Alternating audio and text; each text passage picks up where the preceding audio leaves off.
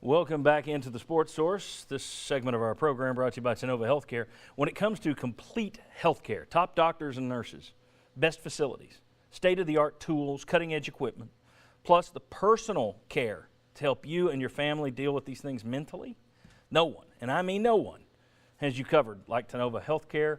I'm speaking from experience. Tennova.com to learn more. All right. You want to learn more about Tennessee basketball, you go to this guy as I stab myself with a pen. We got Mark Pankratz, former D1 player, former assistant at UT, former aide at UT under Bruce Pearl and under Cuonzo Martin, and that's where I want to start. This week, Twitter kind of lit up again with some of the Vol fans because some of them will never let Cuonzo Martin go. And unbelievably, I never thought I'd be saying this, Cuonzo Martin can't be let go because he's coming back now. He'll be back in the SEC. Got a huge deal, 7 years, $3 million a year from Missouri to try and rebuild that program after all they've been through as a school and as a program. Mark, you're going to have a lot of people focused on this when Tennessee plays Missouri back and forth. Is it a good thing or a bad thing for Tennessee and Rick Barnes to have Cuonzo Martin back in the SEC? It's a bad thing because he's coming and he's bringing some players with him. A big part of Cuonzo coming was not only is he back in close to his home state, 2 hours from where he grew up, his connections run deep in the AAU circuits, the high school coaches. He's going to get players. Washington fires their coach. Lorenzo Lee gets fired. Their assistant, Michael Porter Sr., has got 2 sons. One's the #1 player in the country. The other is a junior who's the number 18 or number 26 player in the country. Before he was at Washington, the dad was an assistant coach at Missouri where his 2 daughters are currently playing.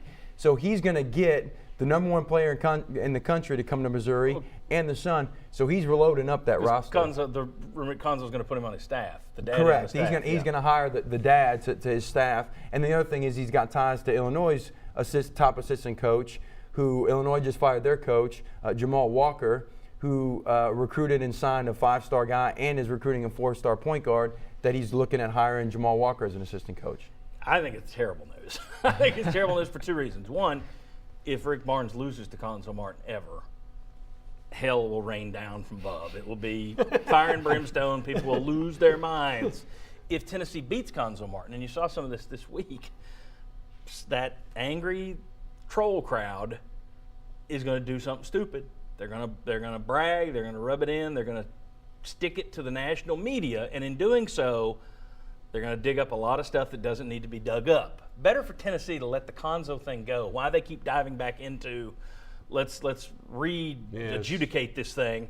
Just let it pass. But I think win or lose, this is bad either for Barnes or the fan base because you're going to have some ugly response to it regardless of how it plays out.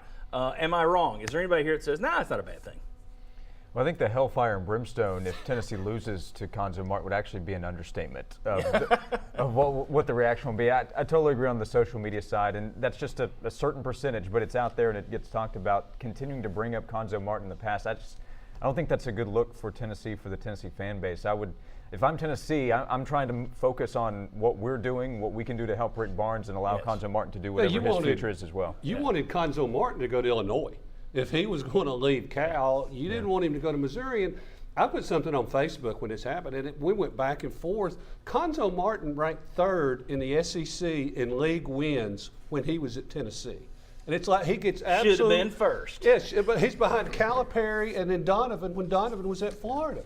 And it's like he gets absolutely no credit for some of the things he did. And the reason I say it is because Jordan McRae was there, all these NBA guys. He recruited Josh Richardson, helped him become an NBA player. Jordan McRae was leaving. He was leaving. Most likely if Coach Pearl came back, and he helped him develop as a player. Cuonzo did a lot of good.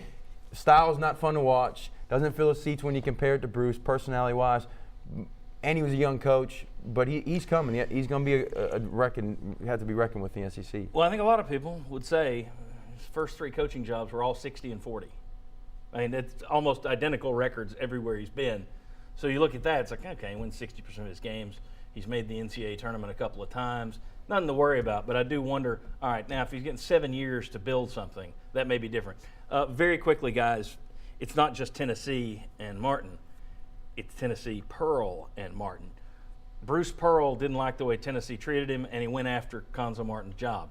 Cuonzo Martin didn't like the way Tennessee treated him, and he knows Bruce Pearl went after his job. So you're going to have some interesting stuff there. And then you got Rick Barnes, who's dealing with 2 of Tennessee's exes every year.